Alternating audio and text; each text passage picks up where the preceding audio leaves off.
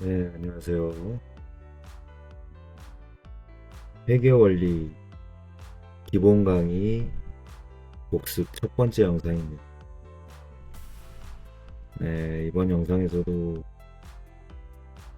저번과 마찬가지로 이제 강의 노트 프로그램을 만들었기 때문에 이걸 가지고 영상을 찍으면서 복습을 해보겠습니다.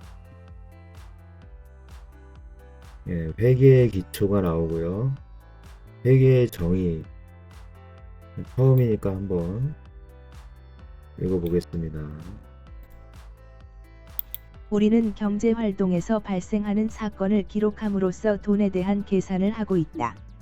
즉, 과거의 경제 사건에 대한 반성과 미래의 합리적인 의사결정들을 하기 위하여 기록을 하게 되는 것이다. 따라서 이익 창출을 추구하는 기업의 경우 기록은 더욱 중요하다고 볼 수 있다. 과거의 회계의 정의는 장부기입을 의미하는 부기에 기초하여 정의하였다. 그러나 현대사회는 기업의 기록을 통해 얻어지는 회계 정보를 알고 싶어하는 정보 수요자들이 늘어남에 따라 최근 회계는 장부를 기록하여 회계 정보를 생산하는 것에 좀 더 확장하여 정보의 제공 관점에서 정의하고 있다. 회계는 정보 이용자가 합리적인 판단이나 의사결정을 할 수 있도록 유용한 경제적 정보를 식별 측정 전달하는 과정이다. 즉, 기업이 제공하는 회계 정보가 정보 이용자의 합리적 의사결정을 할 수 있게 돕는 정보 시스템을 말한다. 네, 요약하면 회계 정보가 정보 이용자의 합리적인 의사결정을 할 수 있게 돕는 정보 시스템이다. 또 회계는 사회적 기능을 가진다. 한정된 경제적 자원을 효율적으로 기업에 배분하는 기능이 있고 경영 성과를 보고하기도 하고요. 그런 것들을 이제 사회적 기능이라고 써놨네요. 회계의 과정 그림이 있는데 텍스트로 그 그림을 표현하는 게 힘들어가지고 일단 표시만 해놨고요. 자, 부기가 무엇일까? 부기 장부 기입의 약칭이다. 사실 이 정도만 알아도 되고 단식 부기하고 복식 부기가 있는데 일반적으로 복식 부기가 실무에서 쓰이는 것 같습니다. 회계 정보 이용자는 이해관계자 또는 회계 정보 이용자라고 하는데 다양한 정보를 요구하고 있다.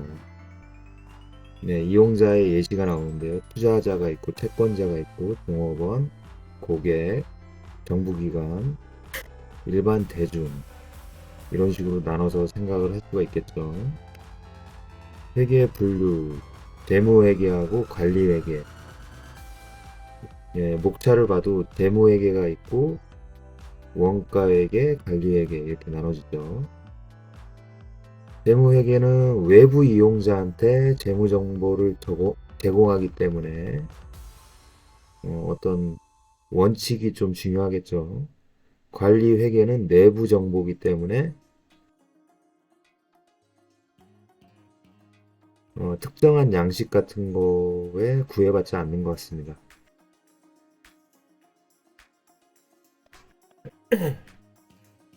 시험의 출제 빈도를 따지면 재무회계가 80%고 관리회계가 20%네요. 네, 이런 부분은 책 앞부분에서 상식적인 내용들이니까 한번 읽어봤었고요. 회계 기간은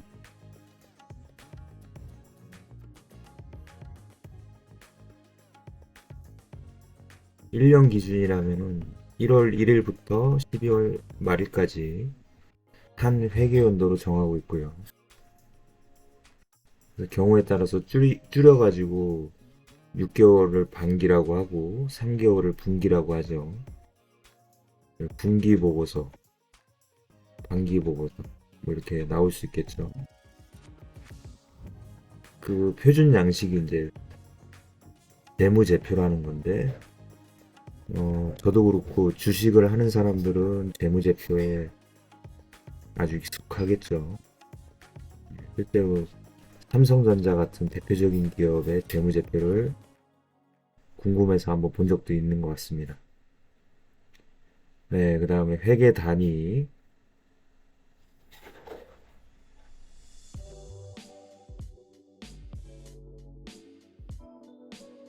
재산 상태의 증가한 변화를 기록하는 장소적 범위. 이걸 회계 단위라고 한다. 본점과 지점, 본사, 공장, 영업소, 점포. 회계의 기준은 뭘까요? 한번 읽어보겠습니다. 재무회계는 외부 정보 이용자에게 유용한 정보를 제공하는 것을 목적으로 한다. 그러나 불특정 다수를 모두 만족시키는 것은 불가능하므로 공통적으로 요구된 부분에 대하여 최대화한 일정 기준을 정해 정보를 제공할 필요가 있다. 재무회계에서 기준이 되는 것을 회계기준이라 한다.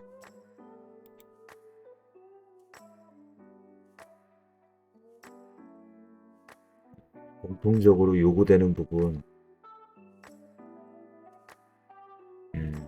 모두를 만족시킬 수는 없으니까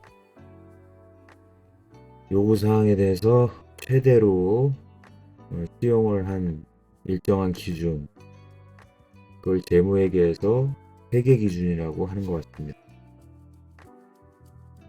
일반적으로 인정된 회계 원칙이 GAAP고 한국 채택 국제 회계 기준이 있고요.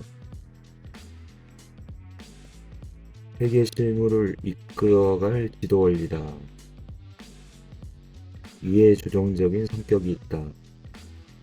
기업의 환경 변화에 따라서 같이 변한다. 일반적으로 인정된 회계 원칙은 정치적 산물이다. 예, 아름다운 얘기들이었고요. 한국 채택 국제 회계 기준.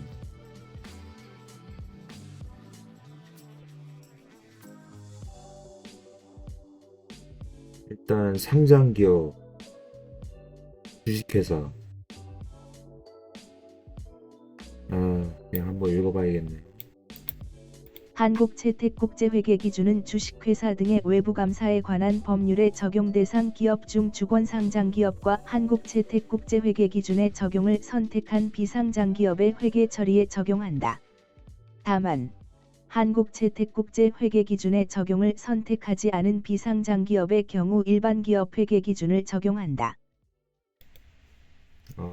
두 가지로 나눠서 본다면 한국채택 국제회계기준하고 기준을 선택하지 않은 비상장 기업은 일반 기업 회계 기준을 적용한다고 하네요. 형식에서 원칙주의하고 원칙주의가 이제 현재 통용되는 방식인 것 같고요. 규칙주의. 원칙주의에서는 회계 전문가가 중요해지고요. 규칙주의에서는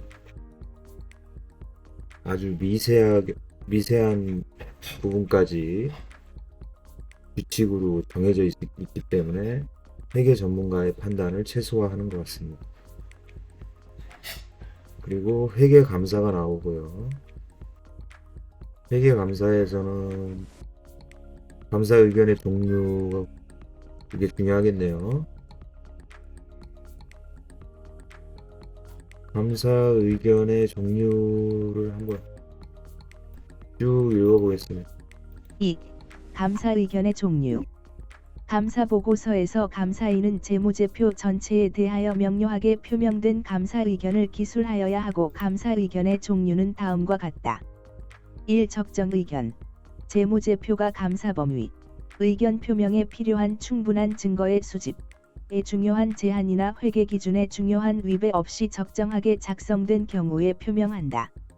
2. 한정 의견. 감사인과 경영자 간의 의견 불일치, 회계 기준 위배, 나 감사 범위의 제한에 따른 영향이 중요할 경우, 이러한 사항을 제외하고는 적정하게 작성된 경우에 표명한다. 3. 부적정 의견. 감사인과 경영자 간의 의견 불일치, 회계 기준 위배의 영향이 매우 중요하고 전반적이어서 한정 의견으로는 재무제표의 오도나 불완전성을 나타내기에 부적절하다고 판단되는 경우에 표명한다. 4. 의견 거절. 감사 범위 제한의 영향이 매우 중요하고 전반적이어서 충분하고 적합한 감사 증거를 획득할 수 없고 따라서 재무제표 전체에 대한 감사 의견을 표명할 수 없어 의견을 거절하는 경우에 표명한다. 감사 의견은 사실 개인적으로 저는 투자했던 종목 중에 투자했던 회사가 부도가 나가지고 부도가 났었는지는 정확하지 않은데 하여튼 상장 폐지가 된 적이 있습니다. 그래서 거의 10분의 1도 못 건진 적이 있고요.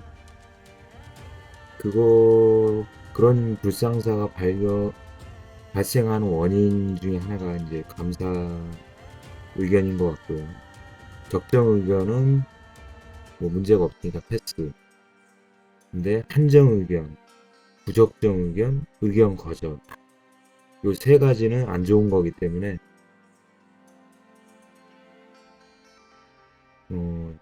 주식 투자자한테는 감사 의견이 매우 민감한 개념이 아닌가 리뷰를 해봤습니다.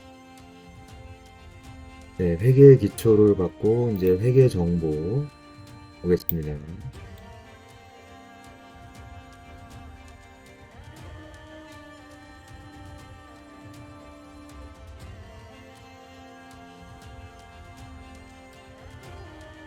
회계 정보는 일정한 시점의 재무 상태, 경영 성과는 수입 지출,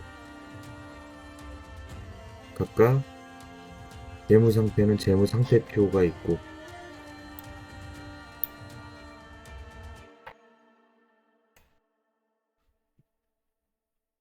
경영 성과 수익과 지출은 포괄 손익계산서. 손익계산서가 있네요. 재무상태 특정, 재무상태표.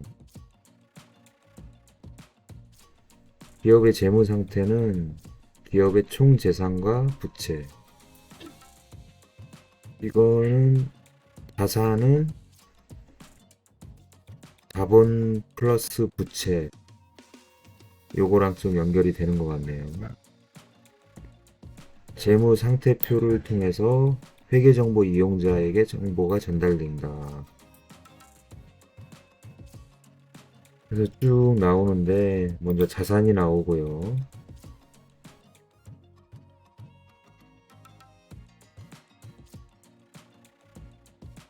거래 과정에서 대여금, 매출 채권, 이런 채권이 발생하는데 미래의 현금 유입이 기대되는 자원, 그걸 이제 자산으로 포함시킨다는 거죠. 자산은 과거 사건의 결과로서 기업이 통제, 지배하는 현재의 경제적 자원이다. 네, 좋은 말이고요. 자산의 계정 과목. 계정 과목은 제가 따로 영상을 올리기도 했었는데 그냥 복습 차원에서 한번 읽어보겠습니다. 자산의 계정 과목 1. 현금, 통화, 지폐와 주화, 나 현금과 동일하게 통용될 수 있는 통화대용 증권 및 요구불예금, 이입출금이 자유로운 보통예금과 수표 발행을 목적으로 가입한 당좌예금. 2. 현금 및 현금성자산, 통화와 통화대용 증권, 요구불예금, 당좌예금과 보통예금, 그리고 현금성자산, 취득 당시 만기가 3개월 이내에 도래하는 채무상품 및 단기금융상품의 합계. 3. 대여금, 타인에게 현금을 대여하고 발생하는 채권, 1년을 기준으로 단기와 장기로 구분. 4. 상품, 정상적인 영업활동에서 구입하여 판매를 목적으로 보유하는 물건. 5. 제품, 정상적인 영업활동에서 제조하여 판매를 목적으로 보유한 물건. 6. 외상매출금, 상품 제품을 외상으로 판매하고 발생하는 외상채권. 7. 받으러움. 상품 제품을 외상으로 판매하고 발생하는 어음상 채권. 8. 매출채권. 상품을 외상으로 판매하고 발생한 채권으로 외상 매출금과 받으러움의 합계액. 9. 선급금. 상품 등을 매입하기 위하여 계약금조로 먼저 지급한 금액. 10. 미수금. 일반적인 상거래 이외의 재화를 처분하여 발생하는 채권. 11. 비품. 영업용으로 사용할 목적으로 구입한 물품 중 소모품이 아닌 것. 12. 건물. 영업활동에 사용할 목적으로 보유하는 건축물. 네, 이렇게 12가지 자산의 계정 과목을 봤고요. 그 다음에 부채가 있겠네요. 부채는 통으로 한번 읽어보겠습니다. 2. 부채. 기업이 상품을 외상으로 매입한 경우 발생하는 채무 등과 같이 미래의 제3자에게 갚아야 할 의무를 뜻한다. 따라서 부채란 과거 사건의 결과로 기업이 경제적 자원을 이전하여야 하는 현재 의무이다. 부채의 계정 과목. 외상 매입급. 상품 원재료 등을 외상으로 매입하고 발생하는 채무. 지급어음. 상품 원재료 등을 외상으로 매입하고 발생하는 어음상 채무. 매입 채무. 상품 원재료 등을 외상으로 매입하여 발생하는 채무로 외상 매입금과 지급어음의 합계액. 선수금. 상품을 판매하기 전에 미리 받은 금액. 단기 차입금. 상환기일이 1년 이내에 도래하는 차입금. 미지급금. 일반적 상거래 이외의 재화를 외상으로 구입하여 발생하는 채무. 네, 부채에 대해서 읽어봤고요. 그 다음에 나오는 게 채권 채무 계정의 대응 관계.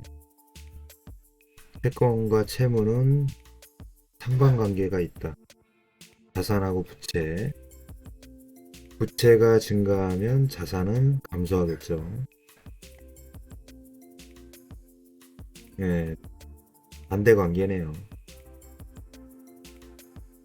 자산 채권엔 뭐 계약금, 환급금, 외상거래에서 외상 매출금,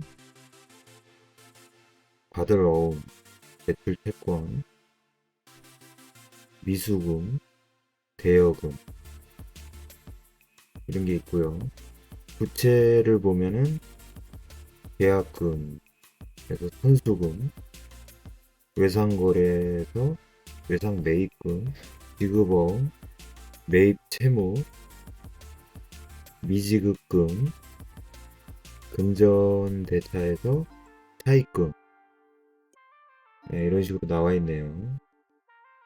그 다음에 자본이 나오죠. 자본 간단하게 기업의 자산에서 모든 부채를 차감한 후에 자녀 지분을 말한다. 따라서 자본은 자산 중에서 소유주에게 귀속되는 몫이므로 소유주 지분 또는 주주 지분이라고도 한다.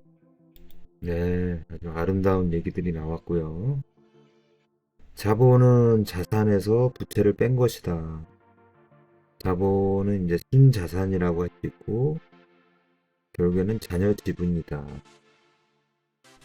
네, 자본의 계정 과목을 보면 두 개네요.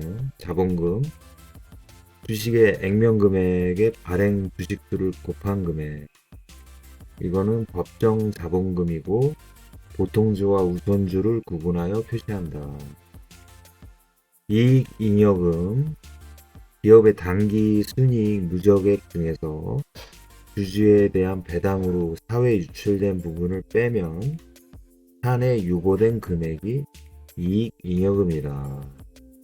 저도 이제 주주라서 배당을 받아봤죠. 예, 횟수는 많이 받아봤는데 액수는 그렇게 크지 않았다는 거. 예, 그런 일이 있었고. 재무 상태표.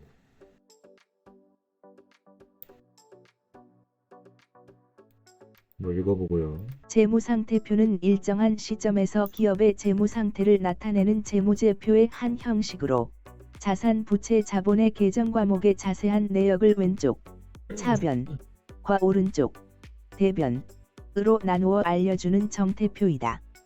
재무상태표의 차변 항목은 재무활동, 대변 항목을 통해 조달한 자금을 활용하는 내역을 나타내고 대변 항목은 기업의 자산을 취득하기 위하여 조달한 자금의 원천인 타인 자본과 자기 자본으로 구성되어 있다. 그 다음에 이제 플러스 마이너스가 나오는데, 자산은 부채하고 자본을 합한 것이다.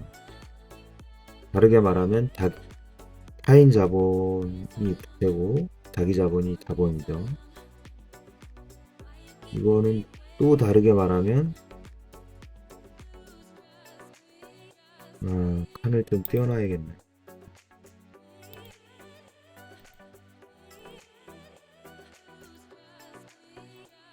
타인 자본, 자기 자본, 채권자 지분 청구권, 주주 지분 청구권,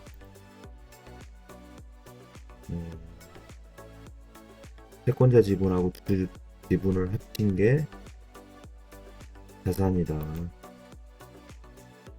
결국에 다 뭉뚱그려서 그냥 지분으로 했을 때 그것도 자산이다, 이런 말이네요. 자산은 조달된 자금의 운용, 차변, 자본거래는 필자다. 그리고 부채, 타인 자본, 플러스 자본, 자기 자본, 자금의 조달 원천이다. 대변. 그 다음에 경영성과의 계산과 포괄 손익계산서,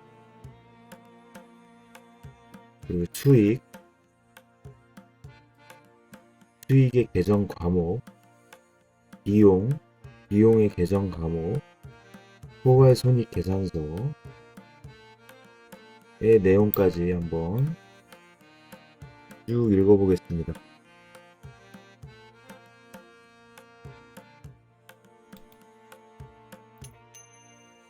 공이 경영성과의 계산과 포괄손익계산서. 경영성과란 일정 기간 동안 기업의 경영활동에 의하여 달성한 성과로 수익과 비용의 요소로 파악되는 유량정보이며 포괄손익계산서를 통해서 정보 이용자에게 전달된다. 한국채택국제회계 기준은 세부적인 수익 항목을 제시하고 있지 않고 최소한으로 표시하여야 할 항목을 제시하고 있다. 이에 용어와 항목의 배열은 수정할 수 있다. 경영성과를 나타내는 구성 요소는 다음과 같다. 포괄손익계산서에는 수익과 비용 이외의 기타 포괄손익이 있으나 기초과정이므로 차후에 학습한다. 1. 수익. 기업의 정상영업 활동으로서 재화의 판매나 용역 제공의 대가로 발생하거나 그 밖의 활동에서 발생하는 자산의 증가 또는 부채의 감소로서 자본의 증가 요인이다. 단, 자본 청구권 보유자의 출자와 관련된 것은 제외한다. 수익은 매출액, 수수료 수익, 이자 수익, 로열티 수익, 임대료 수익 등 다양한 계정으로 구분된다. 수익의 계정 과목. 매출액, 상품, 제품 등을 판매하여 발생한 수익. 기타 수익, 이자 수익, 예금, 대여금, 채권 등으로부터 발생하는 이자. 기타 수익, 임대료, 부동산 대여로 받은 사용료.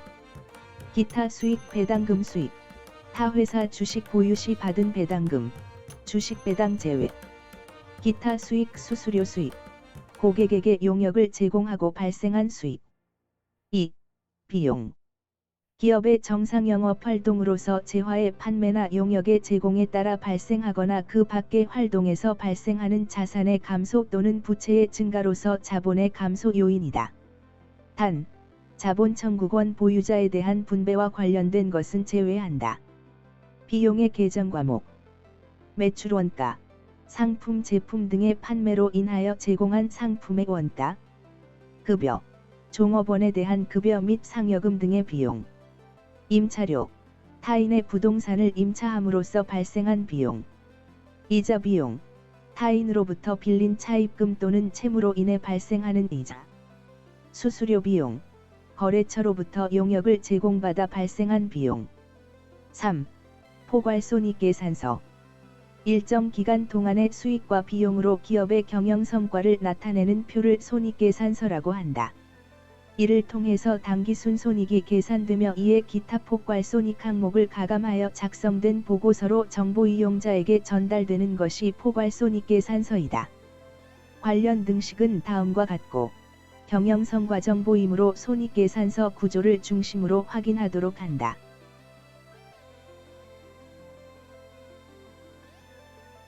손익계산서 등식을 보면은 수익에서 비용을 뺀 게 이제 당기순이익, 포괄손익계산서 등식을 보면은 수익에서 비용을 뺀 거에다가 플러스 마이너스 기타 포괄손익,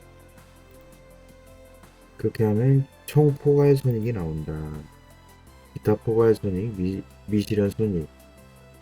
포괄이익이란 기업 실체가 일정 기간 동안 주주와의 거래에 해당하는 자본거래를 제외한 모든 거래, 손익거래에서 인식한 자본의 변동을 의미한다. 근데 솔직히 자산, 부채, 자본, 이런 손익, 포괄손익, 이런 거 문제를 보니까 기본 개념, 제가 봐서는 문제를 병행해가지고 이 개념들을 이해하는 게 맞을 것 같습니다. 그냥 읽어서는 잘 이해가 안 되네요. 네, 회계 정보 고요.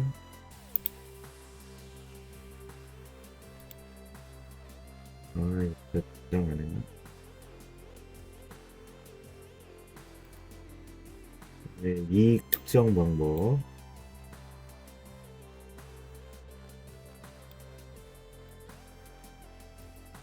제3절 이익 측정 방법. 기업의 당기순손익을 계산하는 방법에는 재무상태표를 중심으로 한 자본유지접근법, 재산법,과 포괄손익계산서를 중심으로 한 거래접근법, 손익법이 있다. 자본유지접근법과 거래접근법의 각 방법에 의하여 계산된 당기순손익은 일치하여야 한다. 자본유지접근법이든 거래접근법이든 계산된 당기순손익은 일치해야 한다고 하네요. 자본유지접근법이 재산법인데 기말자본과 기초자본을 비교하여 순손익을 계산하는 방법.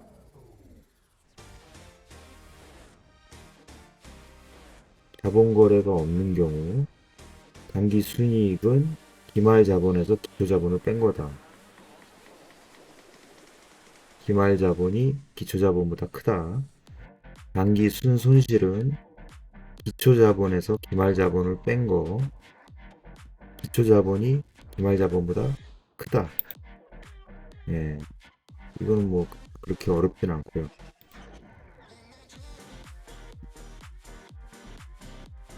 자본거래가 있는 경우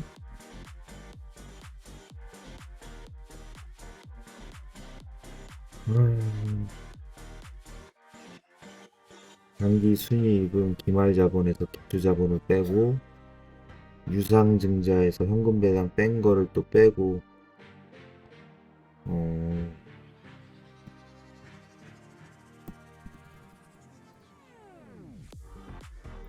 위에 거랑 아래 거랑 동일한 건데 한수네요. 유상증자를 빼고 현금배당을 더한 거가 된다. 기말자본은 기말자산에서 기말부채를 뺀 거고, 이거는 다르게 얘기하면 기초자본에다가 당기순이익을 더한 거다. 어렵다. 기초자본은 기초자산에서 기초부채를 뺀 거, 기말자본은 플러스 당기순손실, 야, 보는데 머릿속에 하나도 안 들어오네요. 기본 강의인데 아직 이해가 안 되는 것 같습니다. 이런 부분은.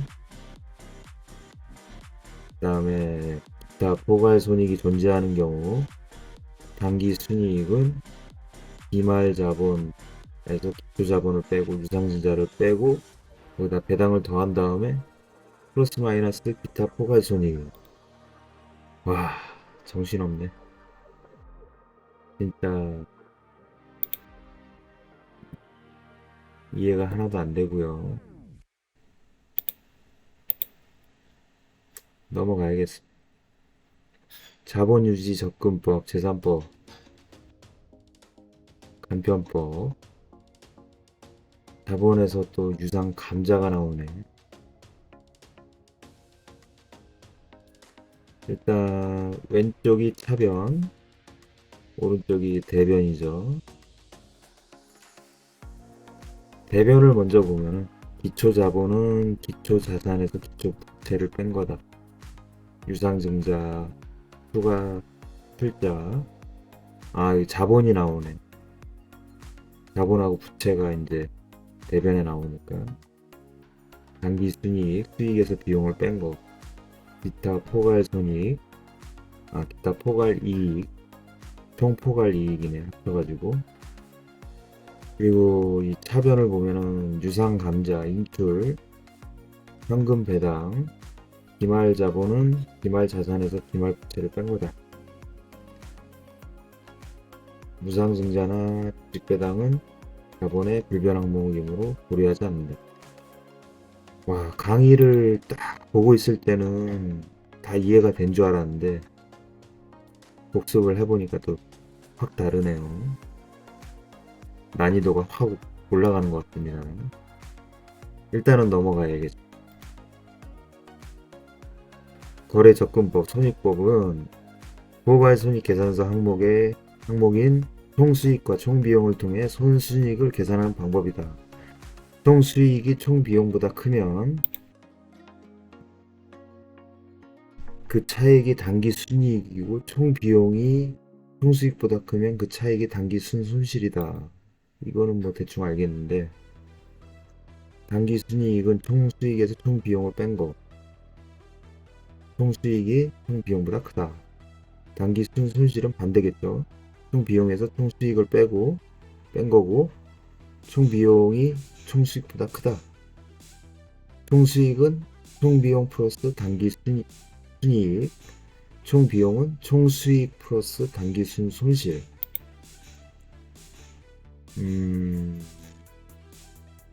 비용하고 이익을 더한 게 총수익이다. 수익하고 손실을 더한 게 총비용이다. 글자, 이런 계산식만 보면은 이해가 안 되는데, 이 강의에서 교수님이 이제 막 문제 풀이 하면서 이렇게 차변, 대변 이렇게. 잠깐만.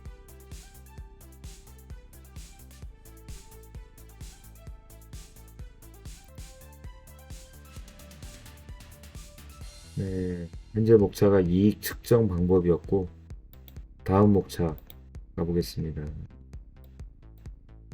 거래 식별과 기록, 회계상의 거래, 기록의 대상이다. 이건 한번 읽어보고요. 회계상 거래, 거래란 기업이 현금의 차입, 건물이나 비품의 구입, 상품의 매매 등과 같은 경영활동 등을 통해서 자산 부채 자본에 영향을 미치는 것을 말한다. 이 중에서 기업의 자산 부채 자본의 증감 변화를 일으키는 사건을 회계상 거래라고 한다. 즉, 회계적 거래는 장부에 기록해야 하는 경제적 사건으로서 재무 상태의 변화를 가져오고 신뢰성 있게 측정이 가능해야 한다. 네, 아주 좋은 말이었고요. 일단은 회계상의 거래, 요만큼 이제 회계상의 거래라는 건데, 건물 화재, 도난 파손, 건물이나 기계장치 가치 하락, 파산으로 인한 채권 회수 불능 이런 게 있고, 그래서 상품 매매 거래, 기계장치 구입 여기까지 해서 회계상의 거래, 회계상으로 적어야 된다, 입력해야 한다. 상품 매매 거래하고 기계장치 구입이 일반적 거래가 될 수 있고, 상품의 주문, 매입 계약, 종업원 채용, 그러니까 주문, 계약, 채용 요거는 회계상의 거래는 아니라는 거죠. 요런 거는 잘 이해가 되는 것 같은데요.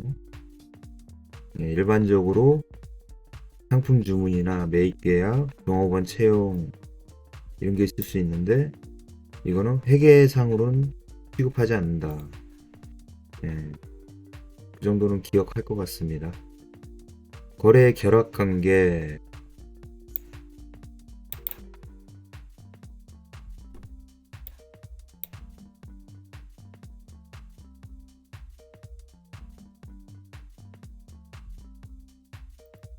거래 이중성 전까지 한번 읽어보겠습니다. 2. 거래의 결합 관계. 회계상 모든 거래는 자산의 증가와 감소, 부채의 증가와 감소, 자본의 증가와 감소, 비용의 발생과 수익의 발생이라는 8개의 요소로 구성되어 있다. 이를 거래의 8요소라고 하며, 이들 요소의 결합 및 조합을 이루는 관계를 거래의 결합 관계라고 한다. 그림 대쉬 거래 요소의 결합 관계. 8요소. 별표 쌓인 차변 요소. 자산의 증가, 부채의 감소, 자본의 감소, 비용의 발생. 별표 쌓인 대변 요소. 자산의 감소, 부채의 증가, 자본의 증가, 수익의 발생. 차변과 대변. 차변과 대변은 장부기록 초기의 채권 채무의 개념이었으나, 거래의 다양화 등으로 현대의 회계학에서는 그러한 개념이 약해지면서 특정한 의미를 가지는 것이 아닌 단순히 왼편과 오른편을 지칭하는 관습적인 용어로 받아들여지고 있다. 따라서 거래 요소의 결합 관계에서 자산의 증가는 차변에, 부채와 자본의 증가는 대변에, 그리고 감소는 증가의 반대쪽에 기록하게 되었다. 자산의 증가와 결합되는 거래 요소. A. 차변 요소. 자산의 증가. B. 대변 요소. B1. 자산의 감소. 상품 100/ 쌓인 50만을 매입하고 대금을 현금으로 지급하였다. B. 부채의 증가. 현금 100/ 쌓인 30만을 6개월 후 상환하기로 하고 차입하였다. B3. 자본의 증가. 현금 100/ 쌓인 100만을 출자하여 영업을 개시하였다. B4. 수익의 발생. 대여금 이자 100/ 쌓인 5만을 현금으로 받았다. 자산의 감소와 결합되는 거래 요소. A. 차변 요소. A1. 자산의 증가. 현금 100/ 쌓인 50만을 지급하고 기계장치를 구입하였다. A2. 부채의 감소. 매입 채무 100/ 쌓인 3만을 현금으로 지급하였다. A3. 자본의 감소. 기업주가 출자금 100/ 쌓인 10만을 현금으로 인출하였다. A4. 비용의 발생. 종업원의 급여 100/ 쌓인 20만을 현금으로 지급하였다. 비대변 요소. 자산의 감소.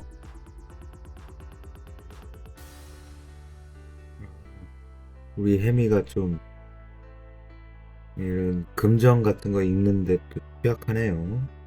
50만원을 갖다 100/ 50만을 매입하고. 일단 이거 아직까지 눈에 잘 안 들어오고요. 아까 위쪽에서 관습적인 용어로 받아들여지고 있다. 이게 설마 관습법인가요? 민법에서?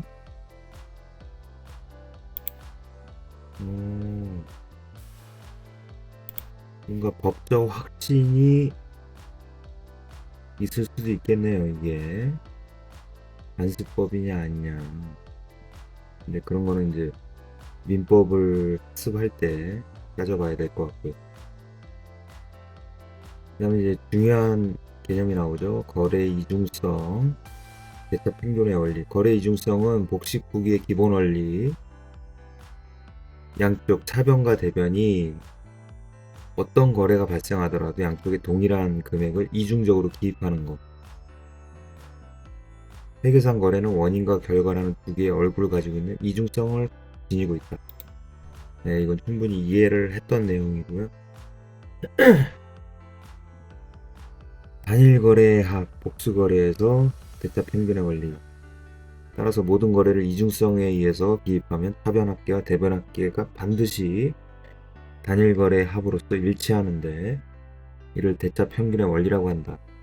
또한 거래의 이중성과 대차 평균의 원리를 이용하여 전 계정의 타변합계와 대변합계를 비교하여 일치 여부를 확인함으로써 그 기록 계산의 정확성을 자동적으로 검증할 수 있는데 이거를 복식 후기의 자기 검증 기능이라고 한다. 이 부분은 퍼펙트하게 이해가 된 것 같습니다. 다음으로 이제 거래 종류, 현금 수반 여부, 현금 거래, 대체 거래, 발생 장소에 따라서 내부 거래, 외부 거래, 손익 발생에 따라서 교환 거래. 교환 거래는 중요한 게 자본, 부채, 자본 간의 증감 변화를 가져오고 수익 비용이 발생하지 않는 거래다. 이게 중요하고요. 손익 거래는 수익이나 비용이 발생 또는 감소하는 거래고 혼합 거래는 교환 거래와 손익 거래가 짬뽕이 돼 있다. 네, 이렇게 기억이 나네요. 계정 회계상 거래는 자산, 부채, 자본의 증감 변화를 초래한다. 이를 기록 계산 정리할 수 있는 단위가 계정이다. 계정의 기입 장소를 계정 계좌, 은행 계좌 같네요. 계좌라 하고 각 계정의 명칭을 계정 과목이라고 한다. 형식 계정의 형식에는 표준식, 잔액식, 약식 계정이 있으나 수업 목적에는 피 계정을 많이 사용한다. 뭐 교재에 그림이 나올 거고요. 네, 여기까지 거래 식별과 기록을 받고 끝났네요. 네, 진도가 여기까지 나갔었습니다. 네, 재무회계 순환 과정 중에서 결산 부분부터는 다음 강의의 진도가 나갈 거기 때문에 복습 영상도 다음 영상에서 진행될 것 같습니다. 여기까지 회계원리 강의 복습 영상 기본 강의 첫 번째 영상이었습니다. 네, 감사합니다.